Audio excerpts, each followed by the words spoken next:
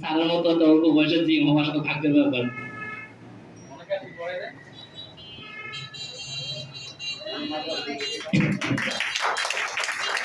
অনেক ভালো লাগতেছে, অনেক ভালো লাগতেছে আসলে। এরকম আমার খুব ইচ্ছে আর কি, বউ আমারও করাই দিব, আমি বউরও করাই দেবো। হ্যাঁ, এটা আসলে ভাগ্যের ব্যাপার। আসলে এটা কিন্তু খুব মজার বিষয় যে হাজব্যান্ড ওয়াইফ একটা ইন্ডাস্ট্রিতে কাজ করে। দেন হচ্ছে আজকের দিন আবারও প্রমাণ দিল, মা কাজ করে, মেয়ে কাজ করে। আর আমার দিকে যদি একটু তাকান, আমিও কাজ করি, আমার ছোট বোনও কাজ করে। জানি না সারা কাজ করে, সারা ওয়াইফ কাজ করে কিনা।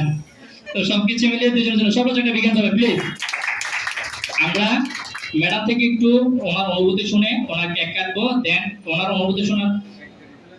আচ্ছা, তাহলে ইতিমধ্যে ডেকে নেবো, এখানে যারা রিসিভারটা আছেন, রাজু আক্তারি স্যার, দেন হচ্ছে আমরা রাজু আক্তার স্যারকে মঞ্চে ডেকে নেব, ইয়াসমিন আপুকে মঞ্চে ডেকে নেব কেক কাটাতে একটু সহযোগিতা করার জন্য। মঞ্চে আসছে রাজু আক্তারি স্যার। দেন আমাদের এই অফিসটার উইনার, যিনি অফিসটা মেনটেন করে, যার উদ্যোগে আমরা ছোট্ট একটা অফিস পেয়েছি, মনকে ডেকে নেব সিলেটের ফুরি ইয়াসমিন আক্তার, ইয়াসমিনকে। ম্যাডামের একটা বিজ্ঞান হবে প্লিজ। ন্যূনতম আমাদেরকে বসার মতো একটা জায়গা করে দিয়েছে, একটু গরম হলেও ভালো লাগে। সবাই আমরা একসাথে চলে যাই, একটা কেকে ক্লিক করে নেবো। Thank you so much. Naim স্যারকে অনেক বেশি ধন্যবাদ ফটোগ্রাফি করার জন্য। ভালো লাগতেছে তো? একসাথে সবাইকে একসাথে এনজয় করবো।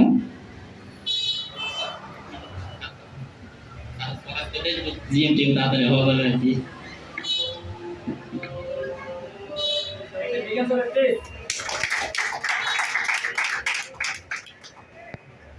আমরা আপনাকে খুব জলদি মাকি রোজার হিসেবে পাবো, দোয়া রইল আপনার জন্য। তাকে রিকোয়েস্ট করবো আপনাকে একটু খাইয়ে দেওয়ার জন্য, রিকোয়েস্ট করবো আপনাকে সাথে খাইয়ে দেওয়ার জন্য।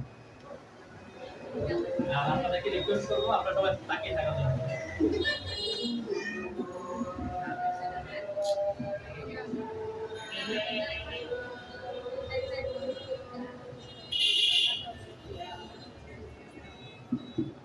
আমরা সবাই প্রস্তুত থাকবো। আজকের দিনে একজন নারী উদ্যোক্তা, অল্প সময়ে একটা ভালো অবস্থানে এসেছে। আমার হিংসা হয়, আমার অনেক মাস লেগে গিয়েছিল। একটা মেয়ে এত অল্প সময় কিভাবে এতটা এগিয়ে আসছে, এত ভালো।